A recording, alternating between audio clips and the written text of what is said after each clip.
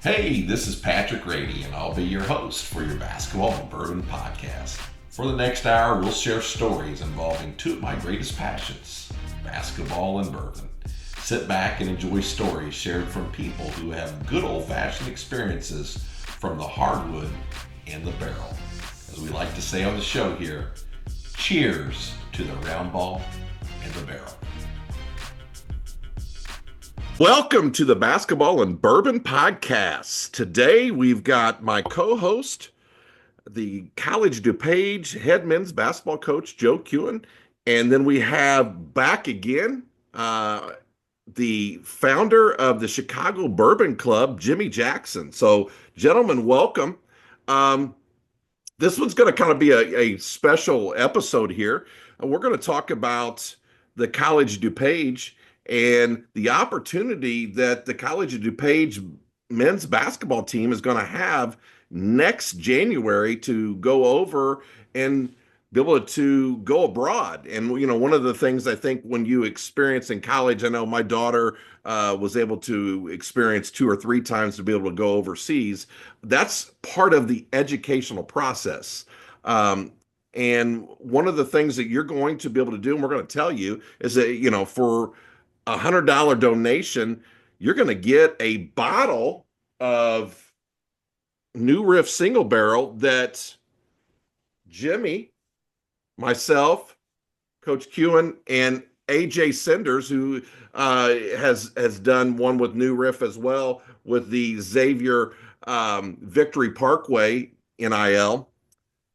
And we're going to actually open it up to some possible, for the opportunity for you to be able to come with us and be able to pick that barrel. But for $100, you're going to be able to help, kids be able to go abroad, study, not, but play basketball and be able to, just the experience. And I'm going to have Coach kind of explain that. And so, Coach, tell us a little bit about what the kids are going to experience. I know I've kind of been in with some of the meetings, and like only 2 kids had passports, so that tells you the majority of Right. our kids have never been out of the country. So that in itself is going to be a unique experience. You know what? It's the story behind it as well as kind of the lead up to it. I played junior college way back. Obviously, it's been a long time now at Prairie State College, and we were really, really fortunate to have the opportunity to play in Hawaii. So at the junior Wow. college level, trips like that are very, very rare. And so that trip to Hawaii, we left on December 14th, came back on December 21st. I remember it clear as day. It was an experience in which I cherish to this day. And when I got into coaching, I was always thought, man, what would be a great thing to do something like that with our guys because it's multifaceted opportunity. And, we've traveled quite a bit throughout the years, Arizona and, Dallas and Florida and stuff like that. So, but we had opportunity through John Spezia, who you know real well, from Danville Community College, retired now. And John works in St. Kitts, and assistant coach Matt said to me, Coach, let's try to take a trip next year. And I'm like, yeah, that'd probably be a good idea. And then, I put 2 and 2 together. I'm like, let me contact John, see if we can go to St. Kitts and play. Contact John, and he said, Coach, this would be a great thing because we want to uh, grow the game down there. We want to provide opportunities for their people to play American, for their people to get recruited and come play in the States. Uh, and so the more we talked through it, we thought, yeah, let's see if we can make this happen. So right now we're scheduled to go to St. Kitts January 4th to the 11th, play 3 international games. So it's even beyond our team. It's it's USA basketball. It's representing the NJCAA abroad.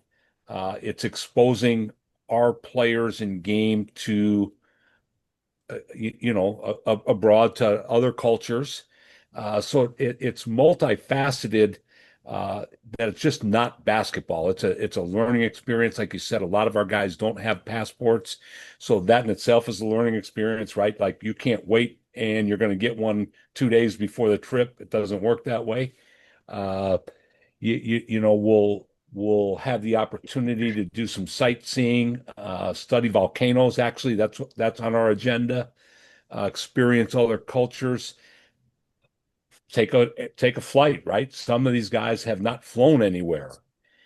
And I can remember one time when I had Troy Shanks and Michael Vavrick. Troy had never flown. We went to Florida, and he was scared to death, grabbing the arms as we're coming in for a landing.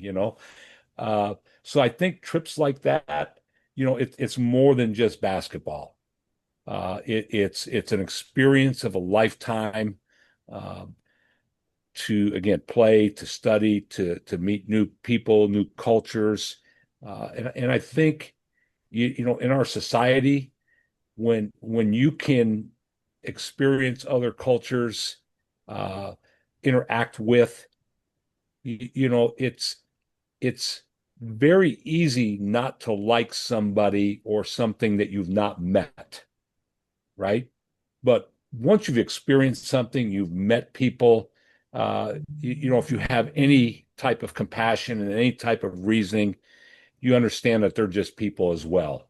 And so I think it's a great opportunity for our guys. Now, obviously, there's some fundraising involved with it, and our players have done some of that on their own and have done a nice job of bringing in some money. It's not a cheap trip, airfare, hotels, food.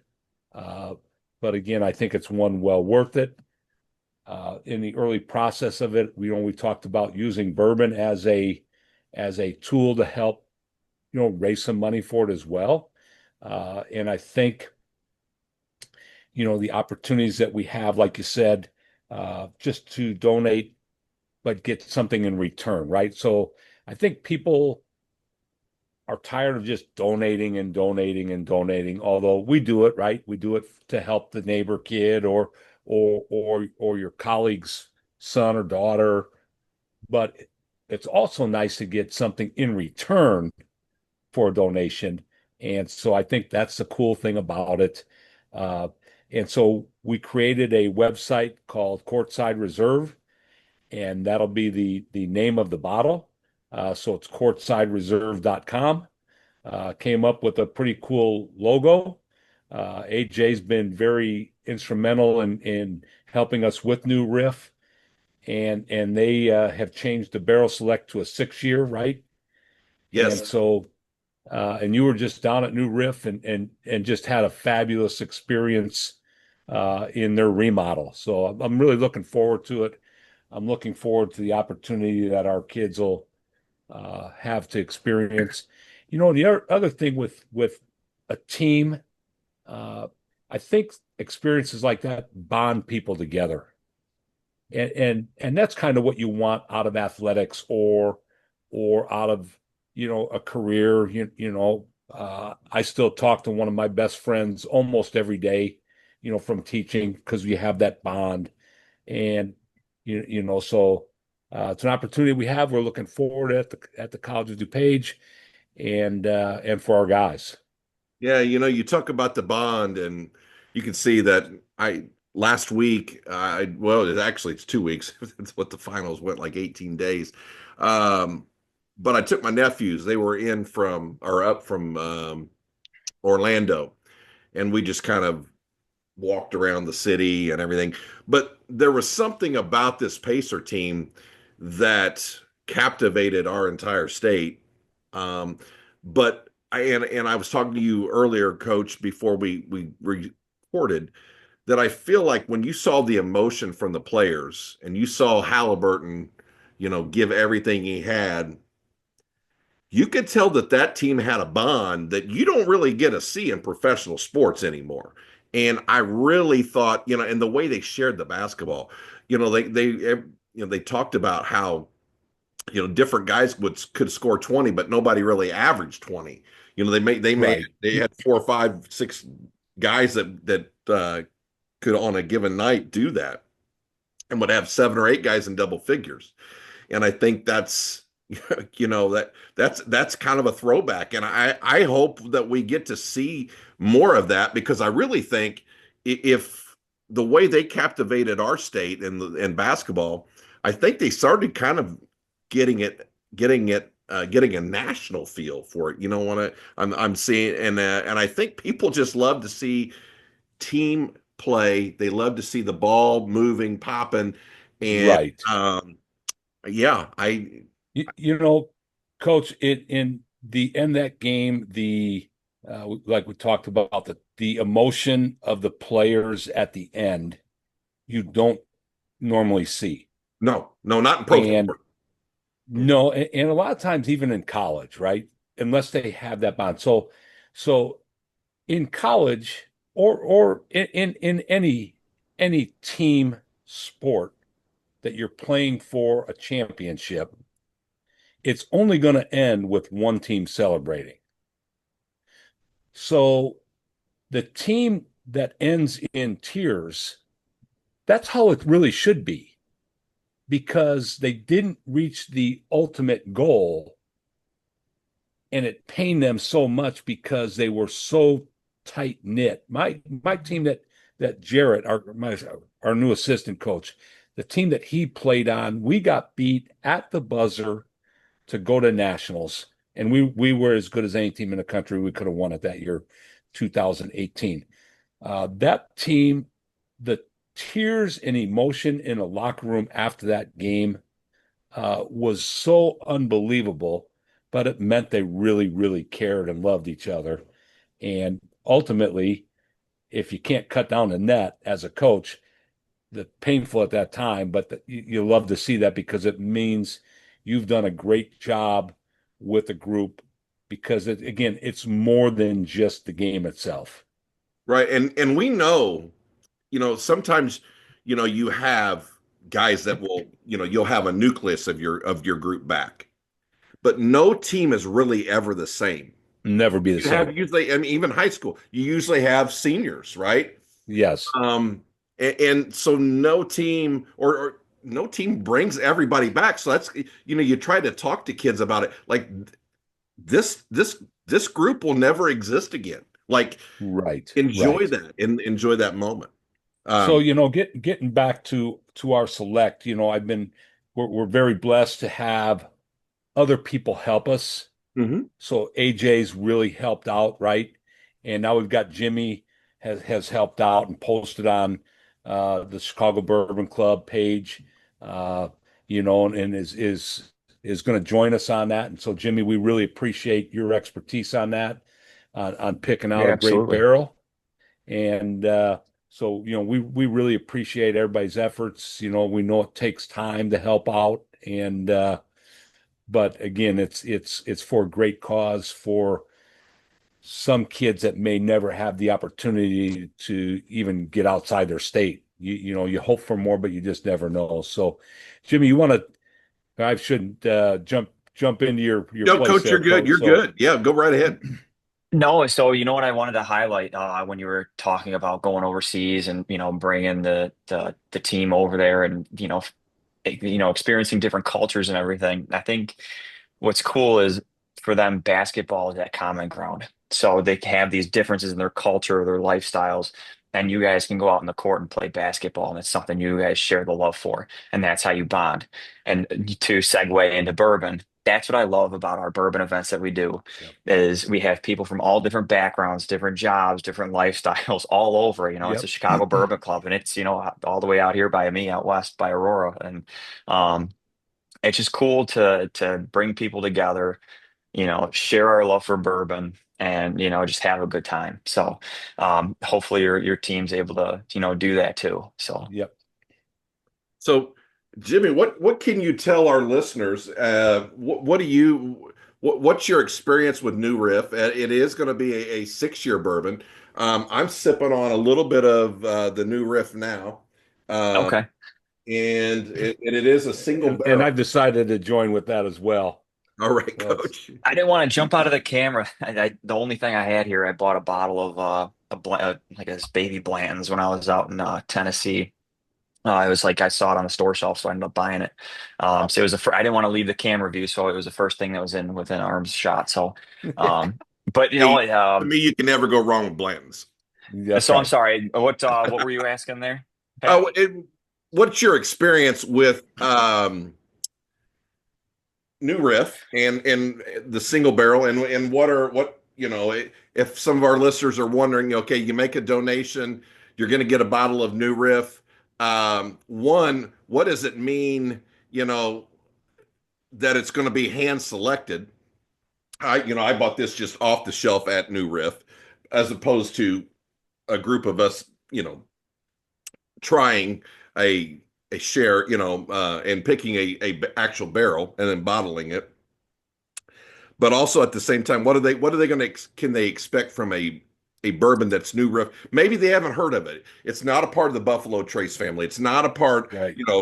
but some pretty solid bourbon, I think. But It in is. It's up there. Yeah, it's not as common as a name as like Buffalo Trace or your Wild Turkey, but they put out a phenomenal product. They've done the single malt, they've done the rye, they got their hands in the ryes and obviously their bourbon.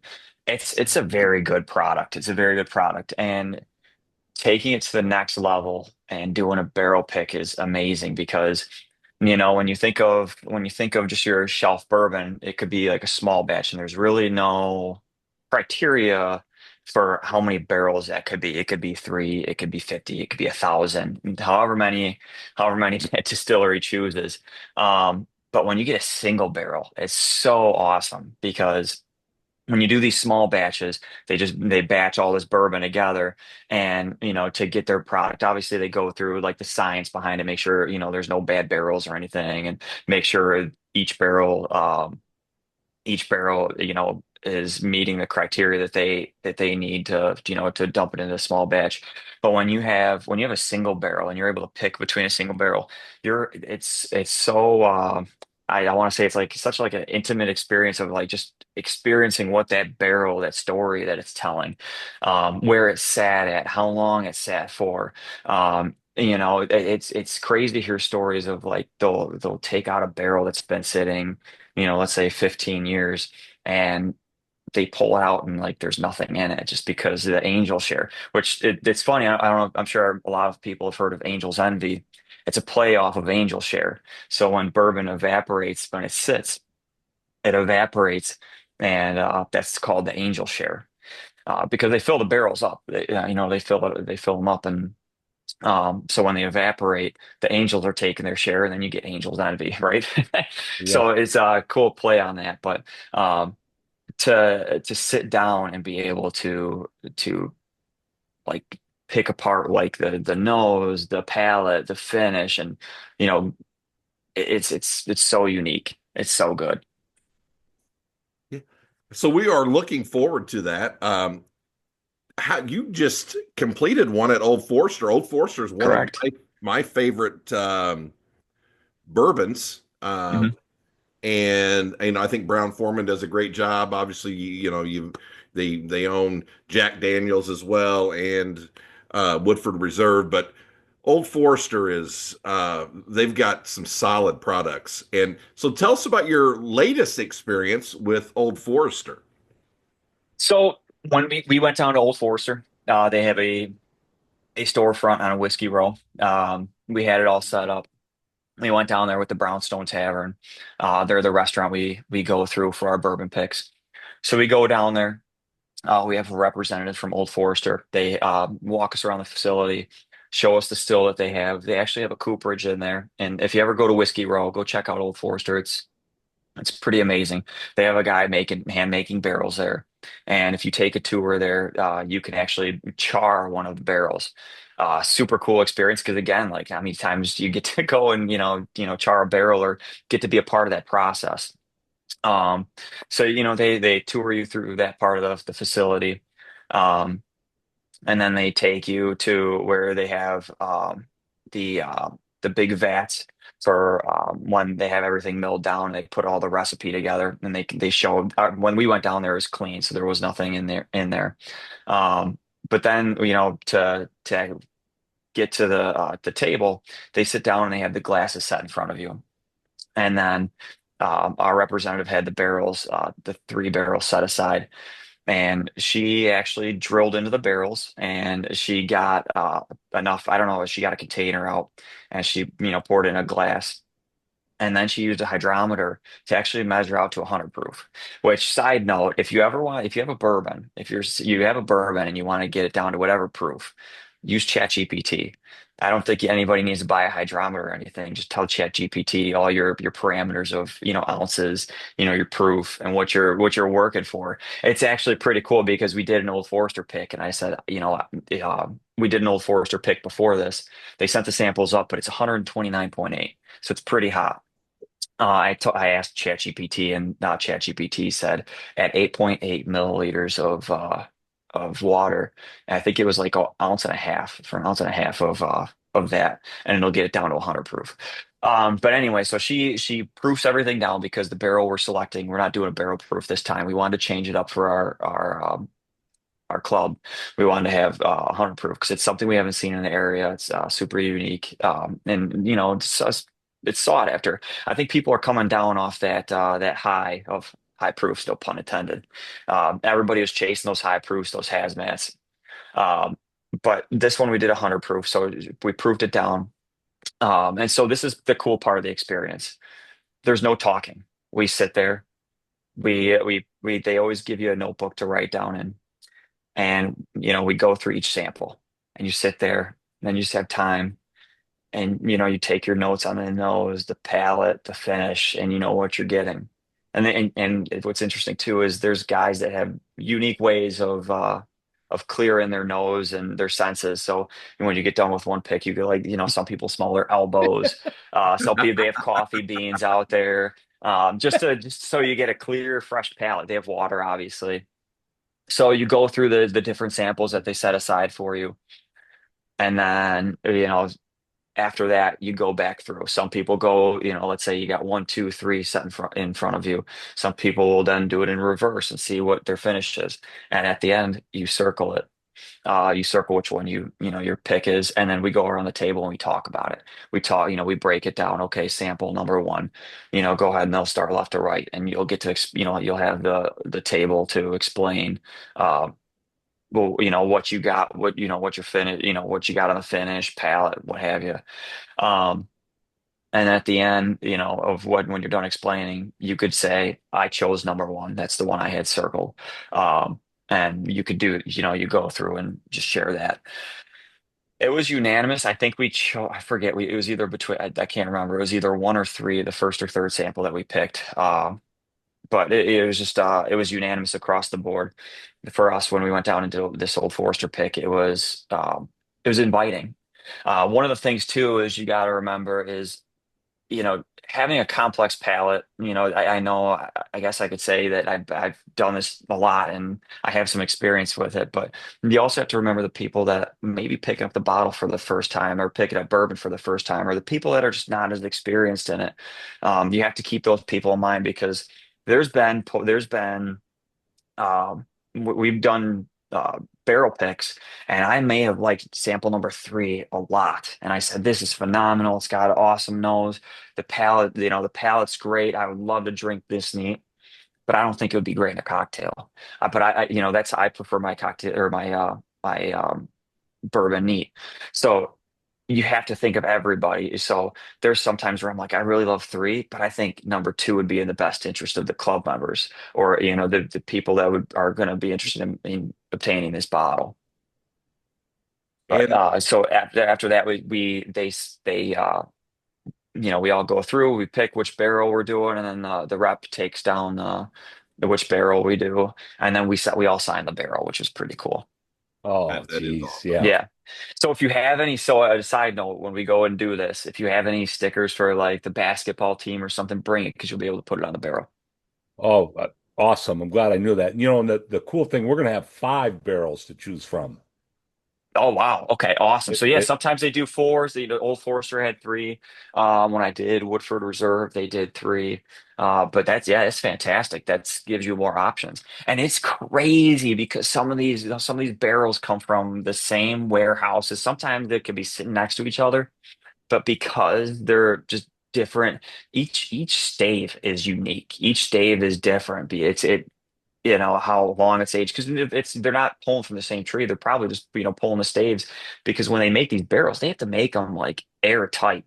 They have to make them so they fit, so they might grab a stave from here. Oh, this one doesn't fit, they'll grab another one. So each barrel is so unique, you're not going to get something's exactly the same. So when you go, you'll have these five, and you're going to say, "Wow, these were sitting in the same warehouse, but they have different palettes." And to sit there and have that opportunity is just amazing. So to be able to get on this experience, I appreciate you guys inviting me, and I hope whoever signs up understands, like, this is an awesome opportunity.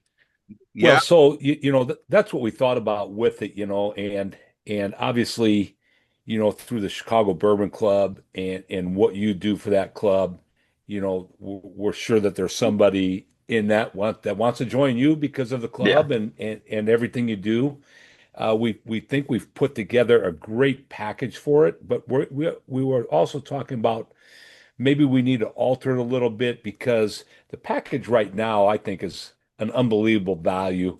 And really on it, if you did the math, like if you want to really figure it out, we're really not making anything, maybe just a little bit off the package itself. The way we have it right now is you get the bourbon barrel experience. So you get to Hmm. join the group on that, which is an event.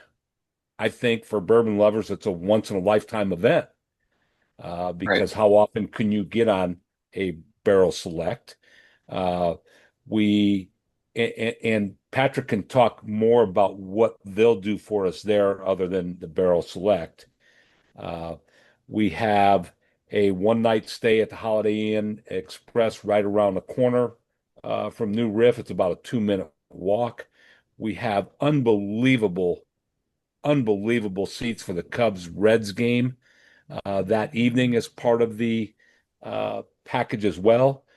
So if you're a Cubs fan or Reds fan who's in the wild card, like this could end up being a great, important game down the stretch.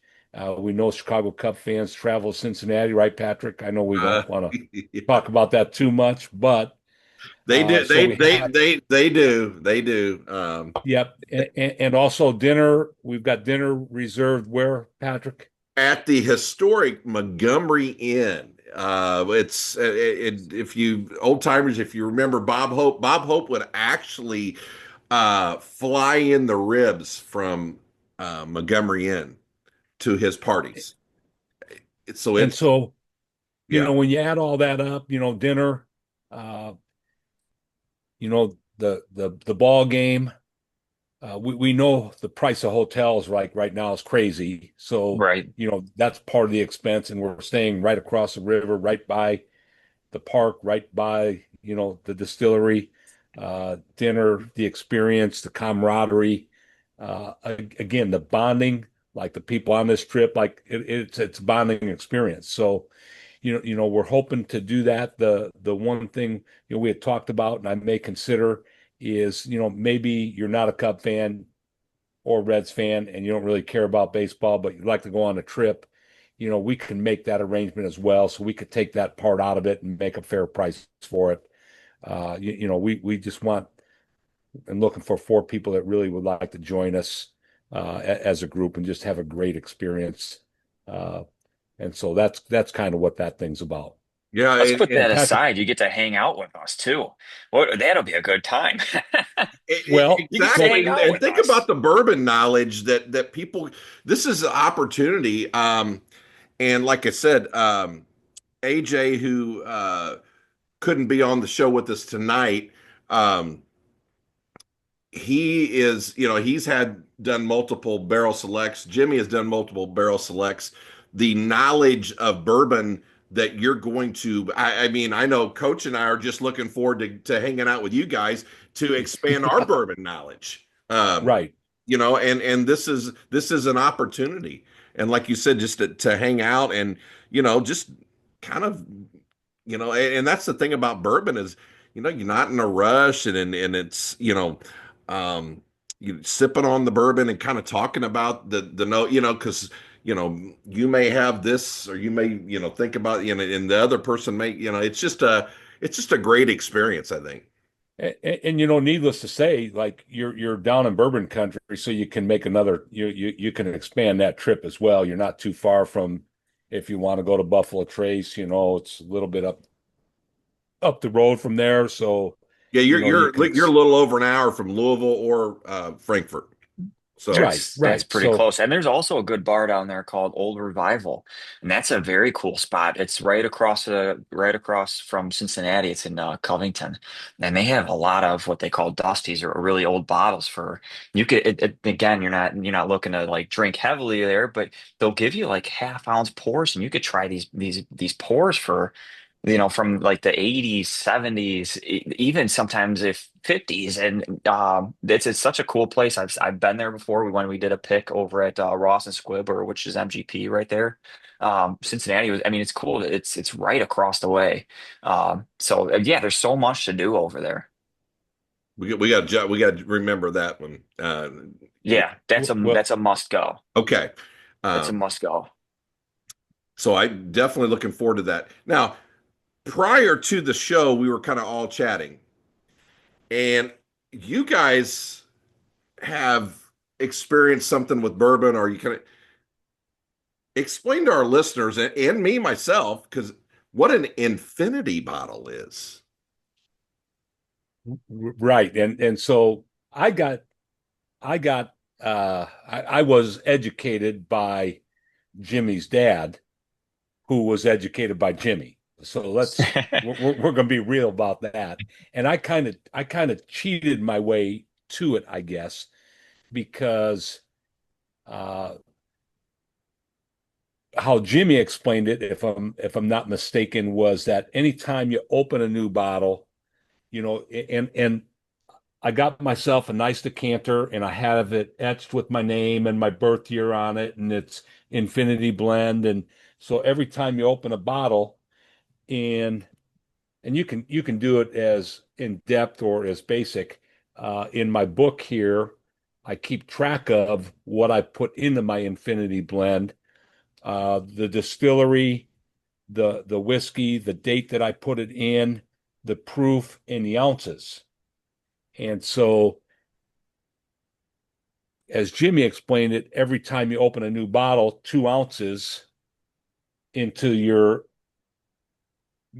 carafe or vase or whatever, you log it, and every bottle you open, 2 ounces, 2 ounces. Well, I'm not that patient, so I just started taking the bottles that I had open, and I'm like, I'm going to make a blend.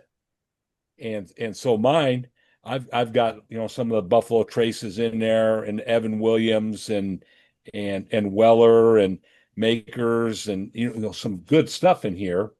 Ended up 96.5 proof, and uh, it sat for a while. And just a couple weeks ago, I had walked across the street to Jimmy's dad's house, and we had a little hangout time, and so we started with that, and then we did a few other things. He's like, "Hey, let's go back to that Infinity Blend. Let's have another sip of that." So smooth, unbelievably smooth. And Buffalo Trace is the like that's the everybody wants Buffalo Trace. I would say this Infinity Blend would blow Buffalo Trace out of the water. So smooth, so good. So that's how I do mine. Jimmy's got a little bit more in depth, but he's more an expert than I am, and more No, patient no. than I am. But yeah, so tell our listeners how, like, if they wanted to do this, how would they go about it, Jimmy? So the best thing about it is there are no rules. You Oh, set the rules. Right. And just like bourbon, it's however you like to do it. So it doesn't have to be from a bottle you just open. Maybe that was my dad's rules when he was doing his. It's whatever you want to do. I actually have a spreadsheet, a Google spreadsheet, and I have a journal here, so I document it in this, and then I document it on Google Drive. I have almost 800 milliliters in this bottle that I have here. The coolest thing is get a decanter that you love. Just get one that's Yeah. super cool. It could be something like this. This is a Sputnik bottle. It's an Old Forester decanter. You could use any bottle. Let's just say, like, you maybe like you have a bottle from a wedding or something that was a memorable wedding, and you're like, you finished off the bottle that night and you kept it.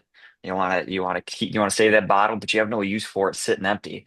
Just what you could do, and what I do is I take an ounce from a bottle. So let's say, for example, on March March 16th, or no, excuse me, March 19th, 2023, I opened up my Pappy Van Winkle Lot B. It's a 12-year Van Winkle. I opened it when we shared the announcement of my son, when that we were expecting, and so I got to share that with my mom and dad, and so we all had a pour of it, and then I took an ounce, and I added it to the infinity bottle. As of right now, my bottle is sitting at 107.7 proof. So that's the cool thing about keeping it on the Google Drive is you count how many ounces you have, you put all the proofs in. So yeah, so you can record what bottle you're sharing, you can record what the proof is of that, Yeah. and then what your notes are with it as far as who you're sharing it with, what the occasion is. And then of course Google Drive, once you highlight it all, it'll average out your proof, and it's kind of something cool to keep track of. And I haven't tapped into it yet. I haven't drank out of it yet.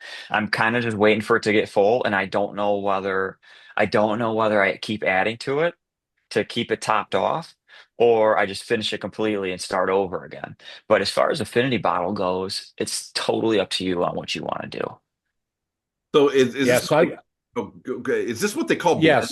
so I would, my rule would be like I would stop and start a new one. Although it's cool if you just kept adding, but it keeps changing the blend, right? Yeah. But again, that's the unique and pretty cool thing about it. But Yeah, it's what all I about how you want to really, experiment with it. yeah, so what I really, really loved about sharing that with your dad is, as a neighbor, we've got a pretty good friendship, and uh, the the reaction that he had of how good it was like, right on, man. I love it. Right. Yeah. So that's cool. And then his idea of like taking 2 ounces of it and starting the new infinity bottle with 2 ounces of the infinity bottle. And so playing off that, talking about it, this experience of picking a new riff barrel, what's super cool is, there's one thing of, supporting this fundraiser that we're doing, but there's a whole nother aspect to sharing this bottle with somebody that you had, involvement with, and that you picked it. So, let's just say I go, we do this pick, I go and I get to share it with my dad, and I get to share that story of going and picking this barrel at New Riff, the car ride down, the dinner we had, the laugh over, spilling a drink or something like that, the memories that you're able Yep. to make on this trip. It makes that bottle so much more impactful. And then, you're also getting that another experience past what we're, the actual events that we're going to do. You get to share that with somebody, and you get to share that bottle, and it's so special. That is so special. And like, that's why I love doing what I'm doing. It's a lot of work, but when I do these single barrel picks, the experience doesn't stop at the tasting. It doesn't stop when you leave that distillery. I get to go home, and I get to bring a bottle to my dad and be like, try this.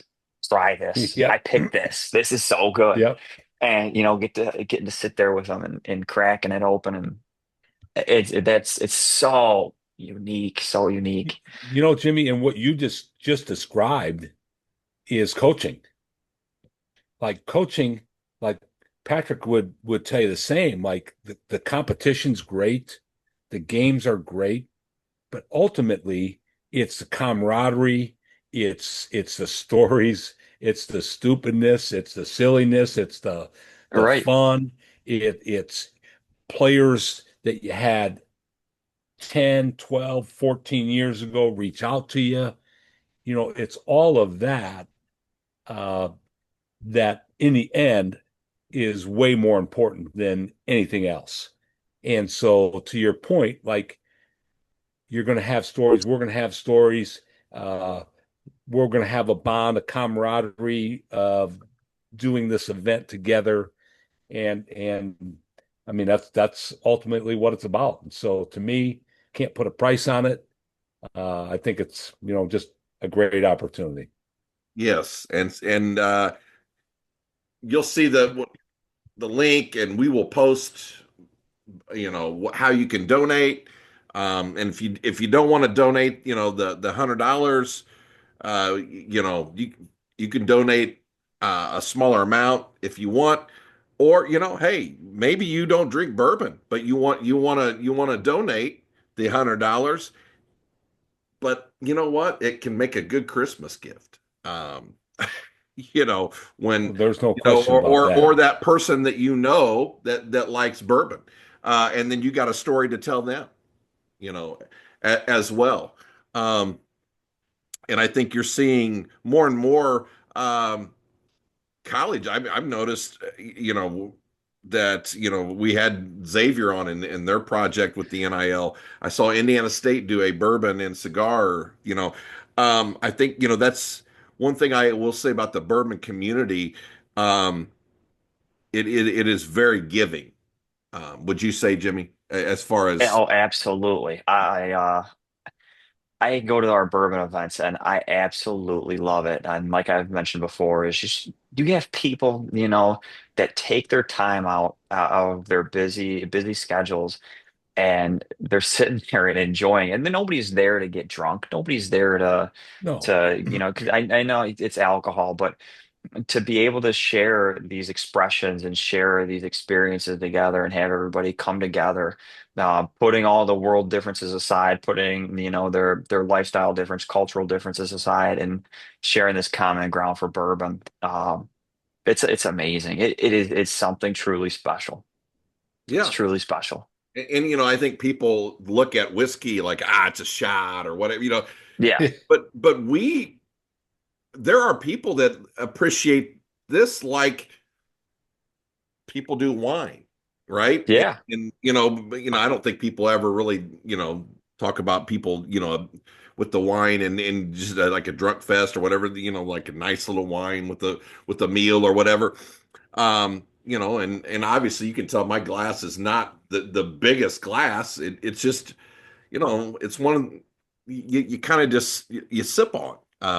Well, and you talk about the glass. So I have a glass here, and you probably can't, it probably can't be made out, but I got this on a recent trip to Dallas at a hotel at the Stockyards. Put it And in front of your chest there, coach. See if that helps. it's got There you daisies There we go. go. and some very cool design on it.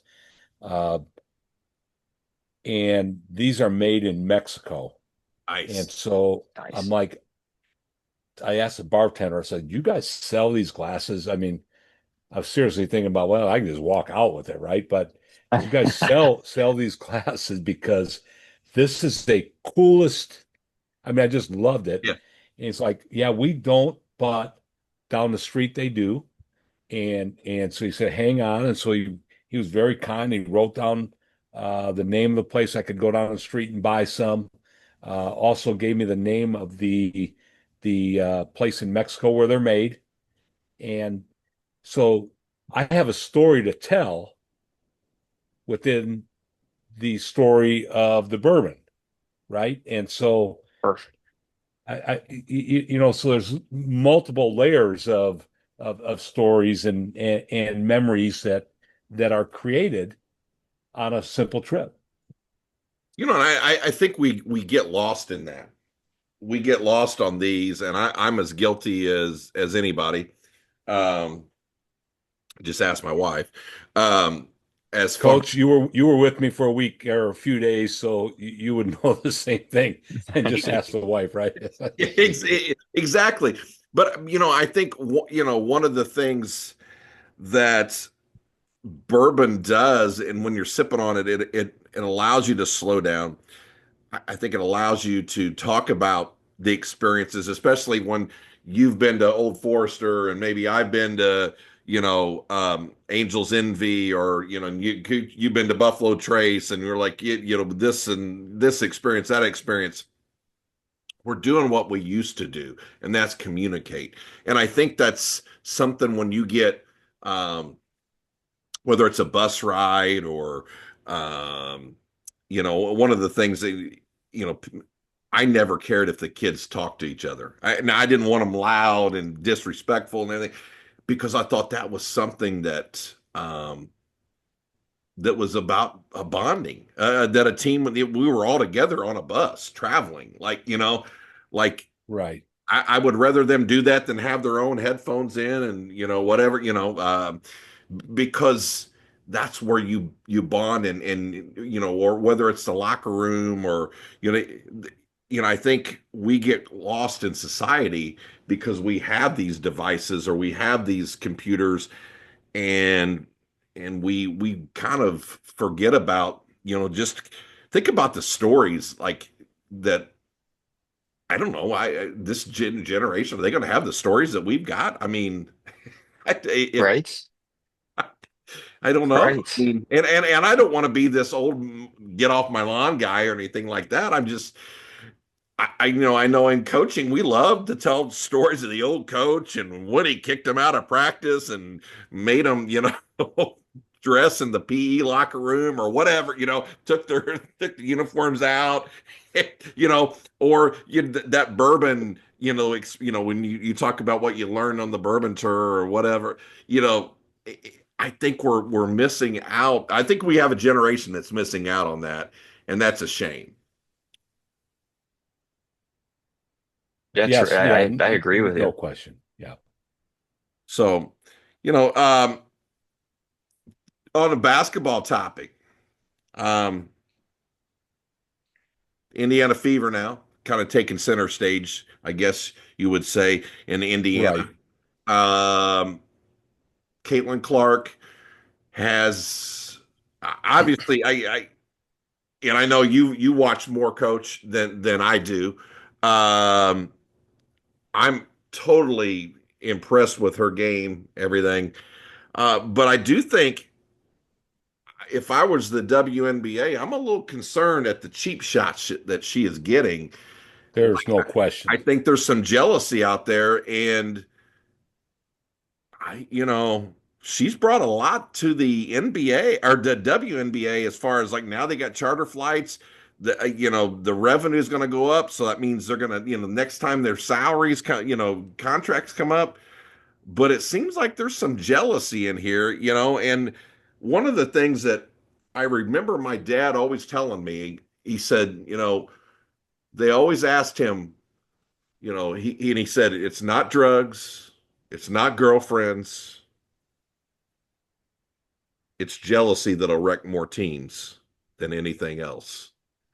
And this could be a thing. We look, and they could really, let's hope she doesn't get seriously hurt. But I mean, I definitely think they got to be careful what they're doing. There's to me, there's no question that jealousy is the driving force. Of course, players have egos, and that's a lot of it, right? Hmm. And they all want to believe that they're the reason why, or part of the reason why the growth went from here to here. I mean, the numbers don't lie. So it's the reality. When she came into the league, viewership went here. Think about before she came into the WNBA, how many people were watching college women's basketball, whether Iowa is playing LSU or South Carolina or whatever. And I'm one of those people. Like, I'm not watching women's basketball, right? I've got my own basketball watch and I've got this team to scout for and that, but she's such a polarizing figure. That's part of it, but she's an unbelievably great player. And everybody talks about her three-point shooting, right? Which I get, but her greatest attribute to me as a coach is her vision and passing up the floor. Her ability to hit people in stride, the vision, the passes that she makes. When I watch a game that she plays, I'm always like, man, great pass, great pass, great pass. And what we're seeing is people be physical with her, the refs allowing the physicality and like I have a lot of respect for the job that referees have to do. It's very difficult, but there's also times and I'm going to reference the game 4 of the Indiana series as a coach when I'm watching and I'm watching an official look directly at a play and make the call that's wrong. To me, I'm like, hmm, there's no way that you can honestly tell me that you saw that happen differently. You were looking right at it. You are supposed to be one of the best in the world at your profession because you're refereeing the highest level. And I'll go back. I'm going to go back a step even further when Butler's playing in a national championship against Duke. And I don't remember the kid's name at Duke, but I can picture it clear as day where it was the left-handed kid who stepped out of bounds on the baseline, and the official on the baseline is looking directly at the Duke player's step on the baseline, didn't call him out of bounds, even though he's looking right at it. As a coach, I'm saying, so when they're going to get hands and bodies into Caitlin Clark, and because we're talking about her, but it could be another player, but that's their tactic to slow her down. And the official is going to allow the defense to impede progress through contact and not call anything. To me, it's a blatant disregard to the rules of the game, number one, and what they're looking and calling or not calling, thus creating situations that get out of control, which happened in the Suns game. There is no question in my mind Marina Mabrey should have been ejected when she hip checked her. It's a non-basketball play after the play where the intent was physical harm. You don't just walk up to somebody and throw your hip into them. And then to be able to go to the replay, watch the replay, and decide nothing. So now you are allowing this to escalate into stuff. Now, I have another theory with this part of it. With all that said, Caitlin is no angel. She talks too much. Now, that's that chip on her shoulder and probably why she's good, but it's why a lot of them are good. They have a chip. But I think she does bring some of it on herself because, like, you're good, just shut up and play. Mm-hmm. Right. And so when you add that up, now you got the jealousy. She's going to trash talk. Officials aren't going to call anything. Coach is upset. This coach is upset. Players are jealous. And now you're in for a free for all. Right. But why is the WNBA not acting upon it? Why are they not legislating it? Because we're talking about it right now. And whether it's good attention or bad attention, there's attention on it and it's going to grow their stuff, right? Because we're talking about it. So I personally believe that's part of the equation as well. Whether you like it, I like it, don't like it, people are talking about it. It's on ESPN. People are viewing it. People are like, "Nah, I better check this out. Let's see what's going on.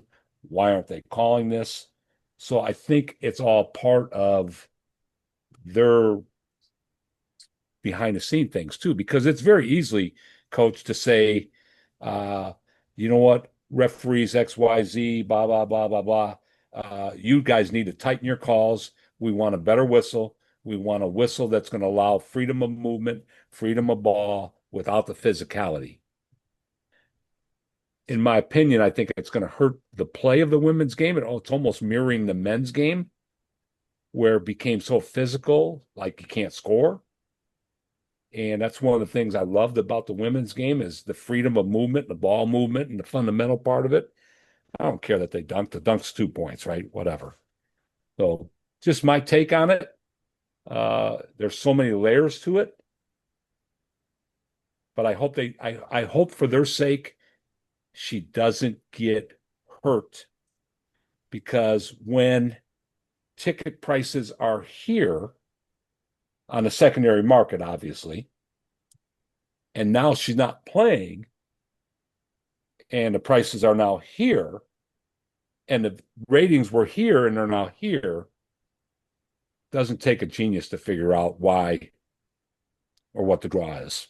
And I think that's where the leadership of the WNBA, I mean, I couldn't, if they knocked on the door, I wouldn't know who the commissioner of the WNBA is. But I can tell you this, the NFL is not going to let somebody hip check Patrick Mahomes. I mean, you know, Exactly. or Lamar Jackson, or what they know to protect the quarterback because the brand of the NFL is every. I really don't think the NBA would let somebody do that to LeBron, Oh, who's not now. They let him no, do it the mic back in the day, right? But yeah, no, you're right, and then it got to the point where you hearing some of the old Pacer guys talk about how they felt like they were getting mugged in Game 7 of the Eastern Conference Finals against the Bulls. Just listening to talk radio and having right, them back on right. there, how the Bulls got the calls. Um, but I do think, and I think that's always going to be something.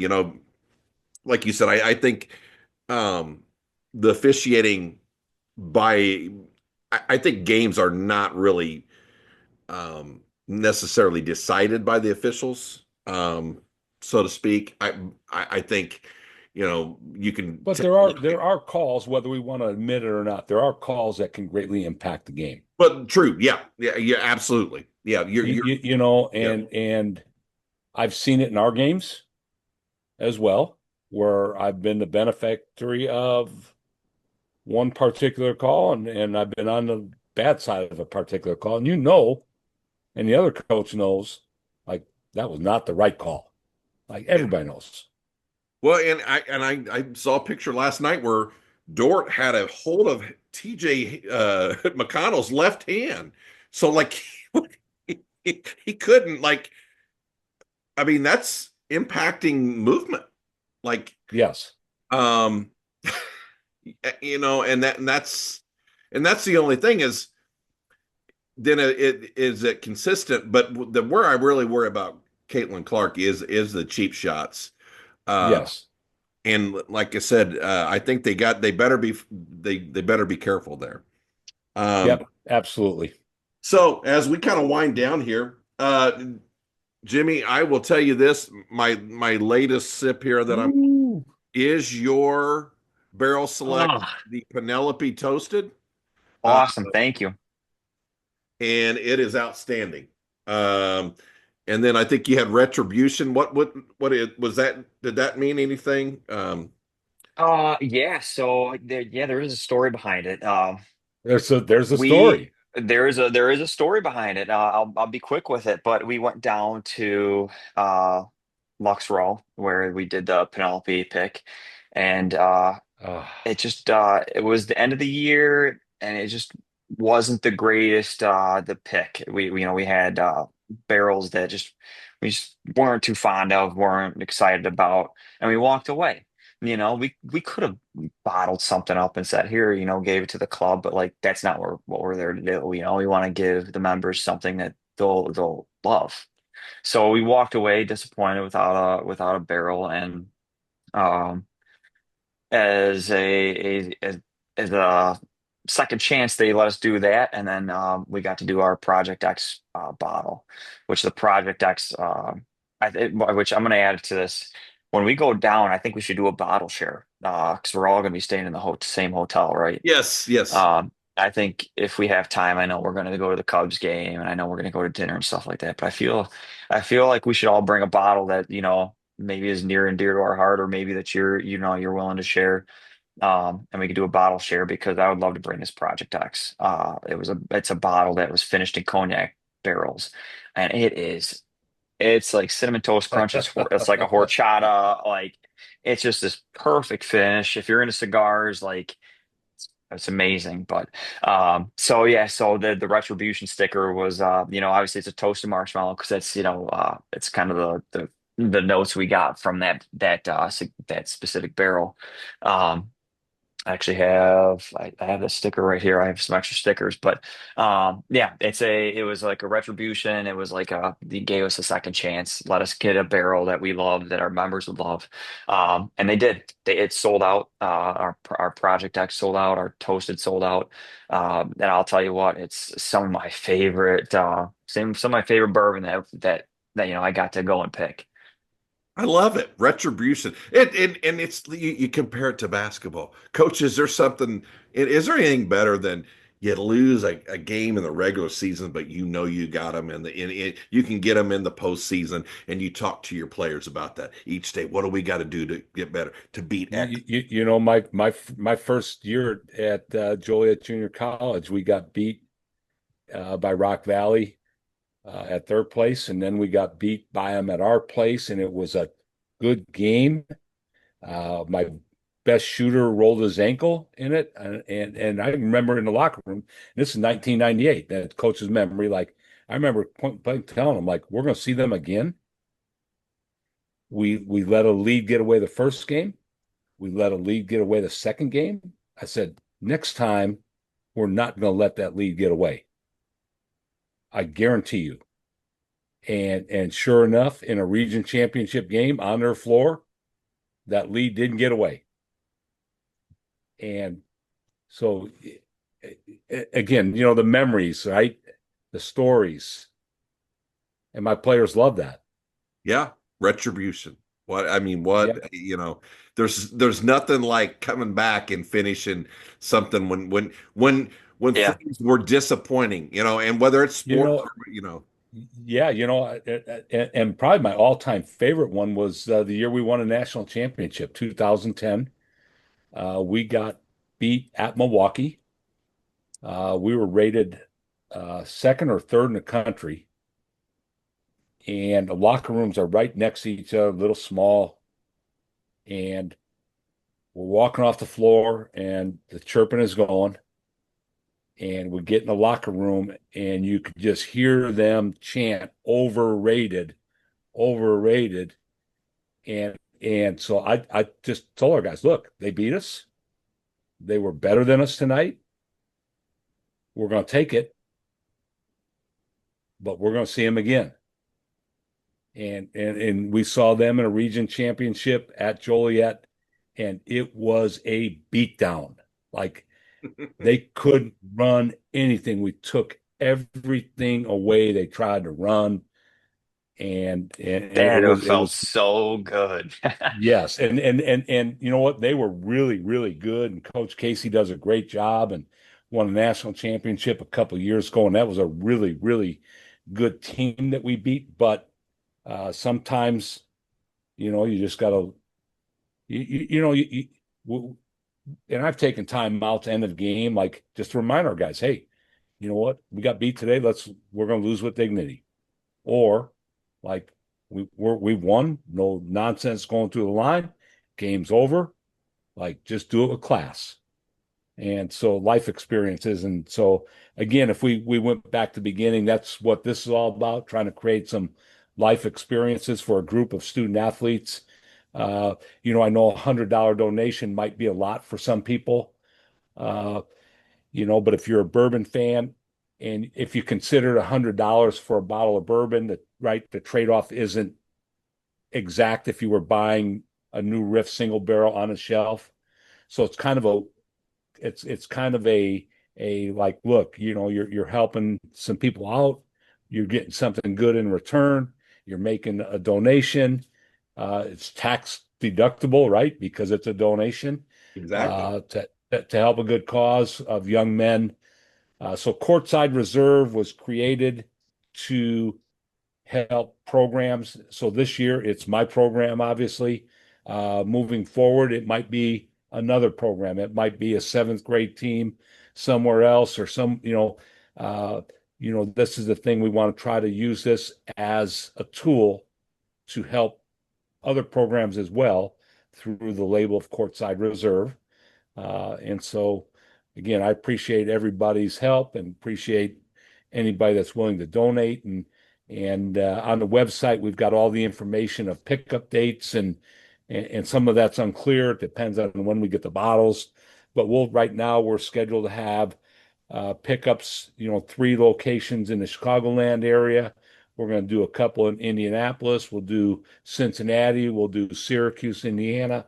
Uh, and so we'll have those 5 locations. And again, if you're not a bourbon fan, but feel the urge to donate, we have a link in which you can just donate to the cause. Again, it's tax deductible. You'll get the receipt from that.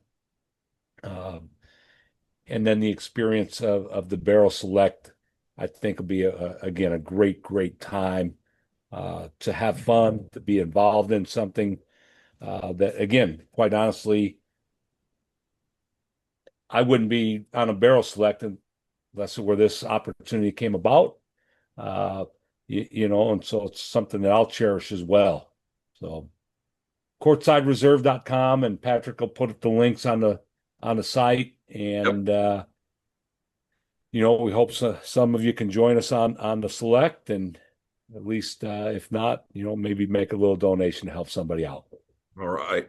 Hey, Jimmy, thank you again. Chicago Thank you. Bourbon Club, outstanding. We're looking forward to it because I'm telling you what, I had your pick here and the Still Austin pick with the rye, which as we've kind of talked before, it doesn't have to be Buffalo Trace to be a good bourbon, right? Absolutely. Absolutely. You, Thanks for having you, me. Patrick, not to knock Buffalo Trace. Oh, yeah, no, It's no, I wouldn't. it Yep. no, it's okay, but there are so many like better than, right? But that's the name. Right. It's like Disney. Right. Yes, yeah, absolutely. And I think New Riff's going to be one of those. And with it being a 6-year bourbon now that we're going to experience, I think you're going to want to get your hands on this because like I said, we're bringing in the heavy hitters to help us select Yep. this. And that's one of the things about coaching. We know, hey, we can't play the game, but we're going to go out and get talent, because yeah, That's it. That's as it. my daddy said, it's not the Jimmys and Joes, it's the or it's not the X's and O's, it's the Jimmys and Joes. That's a great motto for this trip. yeah. There's no doubt. No doubt. All right. So Well, again, hey, appreciate everybody. thank you guys, and thank you for listening to the Basketball and Bourbon podcast. As we like to say, cheers to the round ball and the barrel.